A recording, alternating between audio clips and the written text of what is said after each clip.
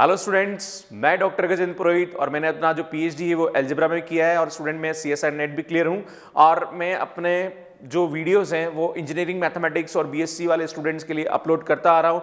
आपको बहुत सारी प्रॉब्लम्स आती है, स्टूडेंट्स बोलते हैं सर ये वीडियोस कहाँ हैं, तो आप प्लीज़ अगर आपको कहीं प्रॉब्लम आ रही है तो आप मैं यहाँ पे जो प्लेलिस्ट बनी हुई है उस प्लेलिस्ट में जाके सभी टाइप के मैंने अलग अलग प्लेलिस्ट बना रखी, तो वहाँ जाके आप मेरे वीडियोस देख सकते हैं। अगर आपको कोई प्रॉब्लम आ रही है तो आप मेरा जो कमेंट बॉक्स है वहाँ पे आप जाके कमेंट कर सकते हैं। और स्टूडेंट कहीं छोटी मोटी मैंने हो सकता है प्लस माइनस की छोटी मोटी मिस्टेक है तो आप प्लीज़ वहाँ पे जाके कमेंट कर सकते हैं, सो दैट कि मैं उसको रेक्टिफाई करूँ। और मैं जो मेरा पिन कमेंट है वहाँ पे मैं उसको डालने वाला हूँ, जिससे कि आपको पता पड़े कि सर ने इसमें ये मिस्टेक कर दी, सो दैट कि उसको आप अवॉइड करें। और स्टूडेंट्स, अगर आप CSIR नेट की तैयारी कर रहे हैं तो आप अपने मोबाइल के प्ले स्टोर में जाके अनअकैडमी का ऐप इंस्टॉल करें, देन वहाँ पे आप गजेंद्र पुरोहित सर्च करें, देन आप मुझे वहाँ पे फॉलो करें, सो दैट कि मेरे जितने भी कोर्सेज है उन सभी कोर्सेज के आपको नोटिफिकेशंस मिलते रहेंगे। और आप मेरे कोर्स को रेट करें, रिव्यू करें, अपने फ्रेंड्स के साथ शेयर करें, सो दैट कि उनको भी इसका बेनिफिट मिले।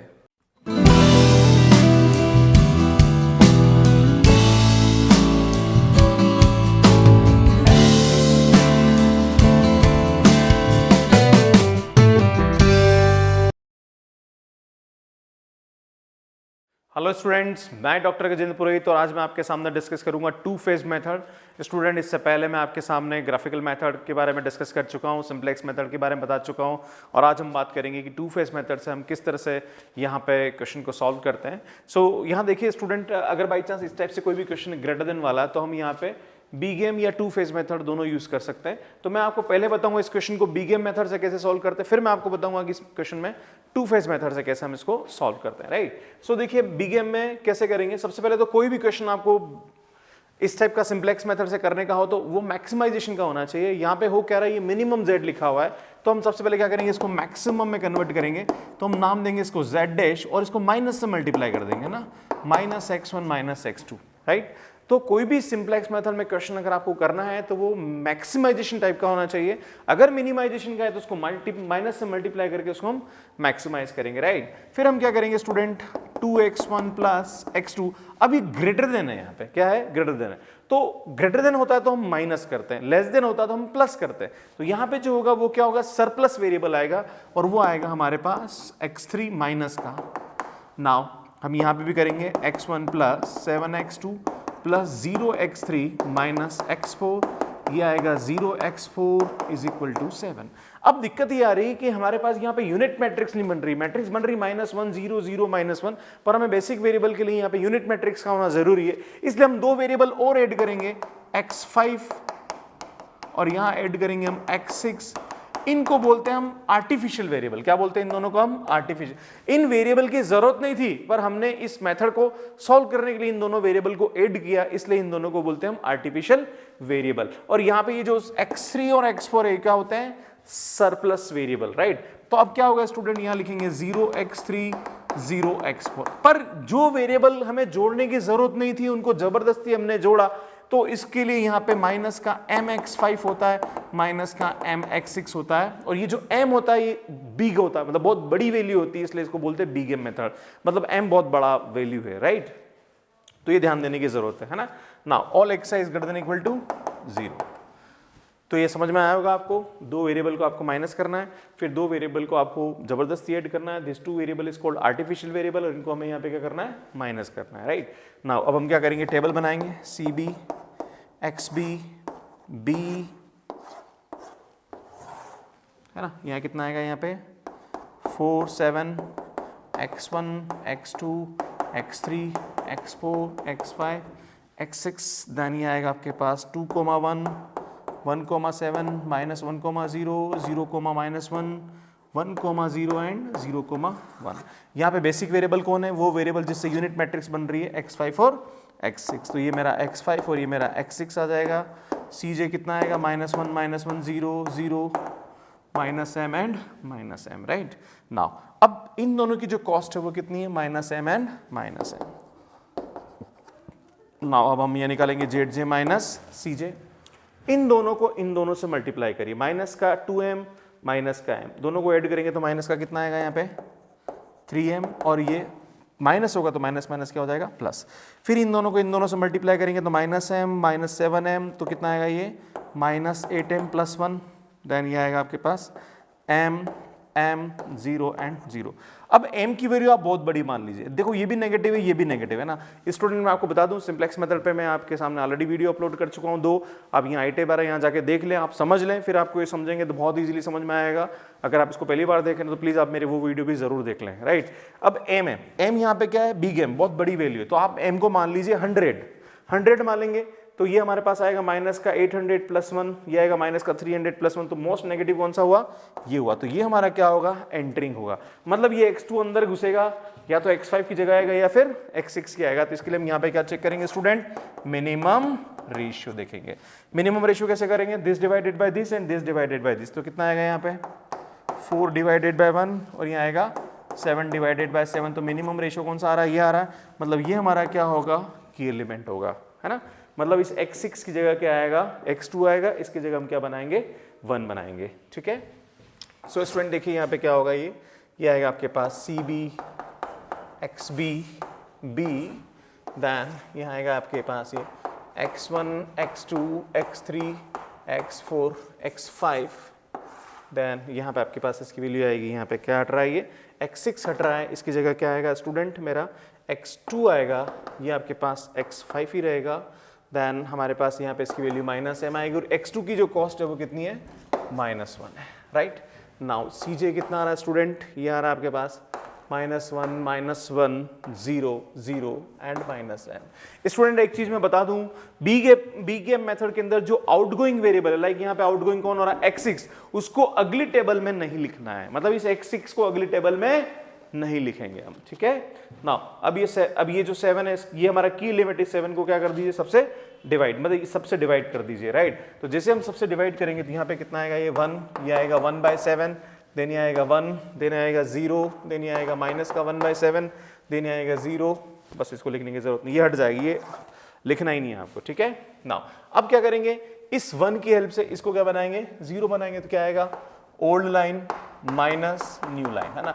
मैं इसको सीधा इससे माइनस कर दूं तो देखो ओल्ड लाइन कितनी मेरे पास, 4 2 1 -1 0 एंड 1, एंड न्यू लाइन क्या है मेरे पास, -1 माइनस का 1/7 माइनस का 1 माइनस का 0 minus minus plus and minus का 0। तो स्टूडेंट यहाँ से हमारे पास इसकी वैल्यू कितनी आ रही है, 3, 14 में से 1 गया तो कितना आया, 13/7, देन ये आएगा आपके पास 0, देन ये आएगा आपके पास -1, देन आएगा आपके पास 1/7, देन आएगा 1, राइट ना। अब हम क्या करेंगे यहाँ पे, ZJ माइनस CJ, इसको इससे मल्टीप्लाई करिए तो स्टूडेंट ये आएगा माइनस का 13m/7 और माइनस का 1/7, तो 7 एलसीएम ले लिया, और ये माइनस CJ, तो माइनस माइनस क्या हो जाएगा, प्लस, तो ये +1 हो जाएगा। नाउ ये इससे माइनस हो गया होगा तो ये 0 आएगा, देन ये आपके पास आएगा m, देन ये आएगा आपके पास -m + 1/7, देन आएगा आपके पास 0। मोस्ट नेगेटिव 100% ये दिख रहा है, अगर m की जगह आप 100 रख के देख लीजिए तो मोस्ट नेगेटिव ये वैल्यू आएगी। नाउ स्टूडेंट हम क्या करेंगे, यहाँ पे मिनिमम रेशियो चेक करेंगे, दिस डिवाइडेड बाय दिस, तो ये 13/7, तो 7 ऊपर चला जाएगा, तो ये आएगा दिस, और यहाँ से इसकी वैल्यू आएगी 7, मिनिमम रेशियो ये आ रहा है स्टूडेंट, मतलब ये हमारा क्या होगा, की एलिमेंट होगा, मतलब हटेगा कौन, x5 हटेगा, राइट।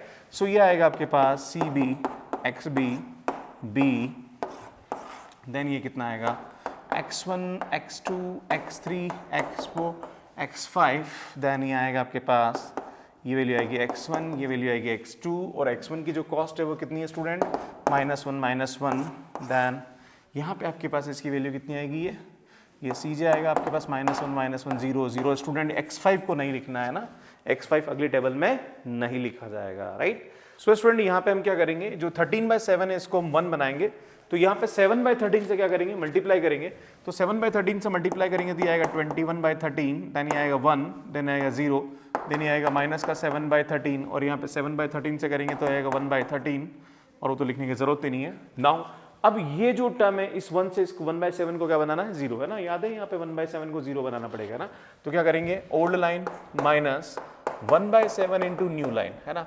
तो ओल्ड लाइन क्या है स्टूडेंट हमारे पास, ये रहेगी 1/7 1 0 minus 1/7। Now 1/7 into new line, इसको 1/7 से मल्टीप्लाई करेंगे तो ये आएगा माइनस का 3/13 माइनस 1/7 माइनस का 0 minus minus plus 1/13, then minus का 1/91, राइट, है ना। नाउ अब क्या करेंगे, देखिए आप लोग यहाँ पे इसकी वैल्यू लिखेंगे, तो 13 से किया तो यह है 10/13, देन यह है आपके पास 0, देन यह है आपके पास 1, देन ये आपके पास 1/13, देन आपके पास सॉल्व करेंगे 13 और एक 14, और 14 को 7 से डिवाइड किया तो माइनस का 2/13, राइट। नाउ अब क्या करेंगे, देखिए ZJ माइनस CJ, इन दोनों से मल्टीप्लाई करिए तो ये आएगा 0, -1 -1 -1 का 0, इन दोनों से मल्टीप्लाई करेंगे, -1 दोनों को ऐड करेंगे, फिर इसको माइनस करेंगे तो 0, इसको इससे मल्टीप्लाई करेंगे तो आएगा 7/13, फिर इसको करेंगे तो माइनस का 1/13 और -0 ऐसा आता है ना, तो ये आएगा आपके पास 6/13, है ना। देन इसको बेस से करेंगे तो आएगा -1/13 और ये आएगा आपके पास प्लस का 2/13, तो सिंप्लीफाई करेंगे तो 1/13। सो ऑल ZJ माइनस, मैं यहाँ लिख देता हूँ, all ZJ minus CJ is greater than equal to 0, मतलब ये 0 से बड़ा है, और जितने भी आर्टिफिशियल, मतलब ये जो आर्टिफिशियल वेरिएबल थे ये भी हट गए, तो इसका मतलब हमारा जो आंसर आएगा वो आ गया। इस x1 के सामने जो वैल्यू है वो आएगी हमारे पास 21/13, x2 के सामने जो है वो हमारे पास आएगी 10/13, और ये दोनों वैल्यू उठा के यहाँ रखेंगे, है ना, इसमें रखना है, तो minimum z is equal to कितना आएगा, ये रखेंगे यहाँ पे, तो ये आएगा 21/13 प्लस 10/13, तो आंसर आएगा आपके पास 31/13। तो इस तरह से इस क्वेश्चन को हम यहाँ पे क्या करते हैं, सॉल्व करते हैं। सो स्टूडेंट, अब मैं आपको बताऊंगा कि इस क्वेश्चन को टू फेज मेथड से कैसे सॉल्व करते हैं। सेम टू सेम क्वेश्चन को हम बिल्कुल, मैं आपको सिर्फ बताऊंगा कि बी गेम और टू फेज में डिफरेंस क्या है, वो आपको मैं इसी क्वेश्चन को एडिट करूंगा, थोड़ा चेंज करूंगा, आपको समझ में आ जाएगा कि क्या डिफरेंस है दोनों में, ठीक है। तो अभी हम इसको सॉल्व करेंगे टू फेज मेथड से। सो स्टूडेंट देखिए, हम इसको टू फेज मेथड से कैसे सॉल्व करते हैं। Same to same question big M exam में वैसे बाय नेम पूछा जाता है कि solve by the two phase method, solve by the big M method. अगर बाई चांस बाय नेम नहीं पूछे तो आप टू फेज भी लगा सकते हैं एंड बी गेम भी लगा सकते हैं, आपकी मर्जी है, राइट। तो मैं यहाँ पे आपको इसी क्वेश्चन को टू फेज से बताता हूँ कैसे हम टू फेज से सॉल्व करेंगे। तो स्टूडेंट यहाँ पे जो हमारे पास बी गेम में जो वैल्यू थी माइनस का mx5 माइनस का mx6, तो यहाँ पे जो फर्स्ट फेज होगा उस फर्स्ट फेज में क्या होगा, जो हमारा ऑब्जेक्टिव फंक्शन होगा वो ये होगा, ठीक है, मतलब ये mm नहीं आएगा, है ना। और यहाँ पे हमारे पास जो वैल्यू हो जाएगी, मतलब ये तो हमारा टू फेज में, मतलब नॉर्मली हम लिखेंगे ऐसा, पर जो फेज फर्स्ट होगा, फेज फर्स्ट में जो ऑब्जेक्टिव फंक्शन होगा वो होगा maximum z dash is equal to 0x1 plus, मतलब ये सब 0 0 होने के खाली माइनस का m5 माइनस का m6 होगा। मतलब जो हम m रख रहे थे वहां पे हम m की जगह क्या रख देंगे, 1 1, और बाकी सब 0 हो जाएंगे, राइट, है ना। अब क्या होगा, यहाँ पे m की जगह कितना आ जाएगा, ये 1 आ जाएगा, और ये भी कितना आ जाएगा, 1 आ जाएगा, ठीक है। फिर वही सेम ZJ माइनस CJ करेंगे, ZJ माइनस CJ करेंगे तो स्टूडेंट यहाँ m की जगह यहाँ पे कितना आएगा, ये -1 और -1 आएगा, राइट। m की जगह 1 1 रख रहे हैं। अब वही इन दोनों से मल्टीप्लाई करेंगे, माइनस करेंगे तो कितना आएगा, यहाँ 2 -1 -3 में से 1 गया तो कितना बचा, -2, ये आएगा -1 -8, ये आएगा तो माइनस का 7, देन ये आएगा 1 1 0 0, वही एंटरिंग वेरिएबल ये हो गया। फिर ये हमारा की एलिमेंट होगा, है ना। फिर इसको क्या करेंगे, इसका हम रेशियो चेक करेंगे तो ये की एलिमेंट हो जाएगा। देन 7 को 1 बनाएंगे, इसको 0 बनाएंगे, तो वही प्रोसेस होगा। देन ये हमारा क्या होगा यहाँ पे, अच्छा ये -1 की जगह हम क्या लेंगे, यहाँ पे 0 और 0 लेंगे ना, तो सॉरी मैंने गलत किया, इन दोनों को इनसे मल्टीप्लाई करेंगे तो ये आएगा -3, और इसको इससे मल्टीप्लाई करेंगे तो कितना आएगा, -8 आएगा, राइट ना। अब यहाँ पे क्या होगा, ये 0 होगा, ये 0 होगा, है ना। और यहाँ पे हमारे पास जो वैल्यू आएगी वो कितनी आएगी, -1, और ये हमारे पास क्या आएगा, x2 का कोफिशिएंट कितना होगा, 0 होगा। फिर हम क्या करेंगे, यहाँ पे देखिए ये mm हट जाएगा, है ना। देन इन दोनों को इससे मल्टीप्लाई करेंगे तो माइनस का 13/7, देन यहाँ पे इसकी वैल्यू आएगी 0, देन ये आएगा आपके पास 1, देन ये आएगा आपके पास माइनस का 1/7, देन ये आएगा आपके पास 0। नाउ ये हमारा मोस्ट नेगेटिव है, ये रहेगा। देन मिनिमम रेशियो चेक करेंगे तो मिनिमम रेशियो ये आएगा, देन हमारा ये की एलिमेंट हो जाएगा, है ना। सेम वो का भी प्रोसेस फॉलो होगा, है ना। फिर ये हमारा क्या हो जाएगा, ये -1 है, सॉरी, तो ये हमारे पास यहाँ पे क्या हो जाएगा, ये हट जाएगा, अगले टेबल में नहीं लिखेंगे। देन ये हमारे पास 0 0 आएगा, तो आप क्या करेंगे, यहाँ पे इन सब की वैल्यू यहाँ पे कितनी आ जाएगी, 0 0 आ जाएगी, राइट। कितनी आ जाएगी, ये 0 और ये भी 0 आ गया, है ना। अब ये हमारा फेज फर्स्ट यहाँ पे खत्म होता है। मैं फिर से बता दूं, यहाँ पे हमने -1 लिखा, बाकी सब 0 होगा। पूरी टेबल को वो सेम टू सेम सॉल्व किया, वही बी गेम जो हमारा बी गेम में होता है वो कोई टेबल बनेगी, बस यहाँ पे -1 आ जाएगा, राइट। अब हमारे यहाँ पे फेज 2 स्टार्ट होगा। फेज सेकंड में क्या करेंगे स्टूडेंट, जो हमारा ऑब्जेक्टिव फंक्शन होगा वो ये बन जाएगा, है ना। तो हमारा जो ऑब्जेक्टिव फंक्शन होगा वो क्या होगा, maximum z dash is equal to minus का x1 माइनस का x2 प्लस का 0x3 प्लस का 0x4। पहले फेज 1 में हमारा जो ऑब्जेक्टिव फंक्शन था वो क्या था, देखो मैं यहां लिख देता हूं। फेज फर्स्ट में हमारा जो ऑब्जेक्टिव फंक्शन था वो 0x1 0x2 0x3 0x4 minus का x5 माइनस का x6 था, पर हमने इसको लिखा सिर्फ इतना ही है ना, बाकी सब जीरो तो लिखने की जरूरत नहीं है। ठीक है, अब क्या होगा, ये हमारा फेज सेकंड हो गया। अब ये जो इसकी लास्ट टेबल है उसकी वापस टेबल यहाँ बनेगी, है ना। तो क्या होगा, अच्छा यहाँ पे इसकी वैल्यू क्या आएगी, ये यहाँ जो इसकी वैल्यू आएगी वो कितनी आएगी, देखो ये 0 0 आएगी, है ना। सॉरी, तो -1 था और ये हमारे पास आएगी 0 और 0। ठीक है ना, फेज फर्स्ट में ये जो इसकी लास्ट टेबल होगी वो यहाँ बनेगी CB XB B, है ना। देन ये कितना आएगा आपके पास x1 x2 x3 x4, then ये CJ आएगा आपके पास 0, CJ जो ओरिजिनल ऑब्जेक्टिव फंक्शन यहाँ से आएगा -1 0 0। ये जो टेबल है इस टेबल को ऐसा कैसा यहाँ लिख दीजिए, है ना। देन ये आएगा 1 0 0 1 माइनस का 7/13 1/13, देन आएगा 1/13 माइनस का 2/13। ठीक है, देन यहाँ पे आपके पास आएगा x1 x2 और इनकी कॉस्ट आएगी -1 राइट। फिर इस टेबल को हम वापस करेंगे तो इन दोनों को इससे मल्टीप्लाई करेंगे तो ये आएगा 0, ये आएगा 0, फिर इसको करेंगे तो ये आएगा 7/13 में 7/13 क्या तो 6/13 और इसको इससे मल्टीप्लाई करेंगे तो यहाँ से इसकी वैल्यू कितनी आएगी स्टूडेंट 1/13। कभी कभी क्या होता है कि यहाँ पे नेगेटिव आ जाता है तो हम इस टेबल को वापस हम कंटिन्यू करते हैं राइट, पर यहाँ ऐसा नहीं हो रहा। So all ZJ minus CJ क्या होगा यहाँ पे, all ZJ minus CJ is greater than equal to 0। तो यहाँ पे जो x1 की वैल्यू आएगी वो कितनी आएगी 21/13, x2 की जो वैल्यू आएगी वो कितनी आएगी 10/13 और मैक्स मिनिमम Z की जो वैल्यू आएगी ये दोनों उठा के वहाँ रखेंगे तो हमारे पास आएगा 21/13 प्लस 10/13, सो इट इज 31/13। तो इस तरह से यहाँ पे हम क्या करते हैं, टू फेज मेथड को अप्लाई करते हैं। फिर से आपको टू फेज बता दूं स्टूडेंट, फर्स्ट फेज में हम क्या करते हैं, यहां तक तो वो कभी आता सेम। फिर जो फर्स्ट फेज होता है उसमें जो हमारा आर्टिफिशियल वेरिएबल, उन दोनों के कोफिशिएंट नेगेटिव ले लेते हैं, बाकी सब जीरो हो जाता है। फिर हम इन दोनों आर्टिफिशियल वेरिएबल को फर्स्ट फेज में हटाते हैं। फिर जो हमारे फर्स्ट फेज में हटने के बाद वापिस हम सेकंड फेज लेते हैं जिसमें हमारा जो ऑब्जेक्टिव फंक्शन है जो बचा हुआ वो हमारा यहाँ नया बन जाता है। देन उसके बाद वापस हम इस टेबल को कंटिन्यू करते हैं। स्टूडेंट मैं एक वीडियो और लूंगा जिसके अंदर आपको एक क्वेश्चन में बिग गेम और टू फेज पे एक और सॉल्व करूंगा सो दैट कि आपके कंसेप्ट क्लियर हो। मुझे लगता है मेरा ये वीडियो आपको समझ में आया होगा। और स्टूडेंट आपको लगता है कोई डाउट है तो प्लीज़ आप यहाँ पे कमेंट करके मुझे बता सकते हैं। Thank you so much for watching my videos. बने रहिए मेरे साथ, मैं आपके लिए बहुत ही अच्छा कंटेंट यहाँ पे डेवलप करने वाला हूँ। और स्टूडेंट मैं आपके लिए स्टैटिस्टिक्स और प्रोबेबिलिटी पे वीडियोस लेके आ रहा हूँ, प्लस यहाँ पे जो सीरीज सॉल्यूशन है, स्पेशल फंक्शन है और डिफरेंशियल इक्वेशन पे कुछ टॉपिक्स मेरे ड्यू रह गए थे, लाइक जो higher order differential equation, sorry first order and higher degree, जिसमें solvable for x, solvable for y, solvable for p और सीरीज सॉल्यूशन का भी बाकी था टॉपिक, है ना। तो और एक आपका partial differential equation with constant coefficient भी बाकी था।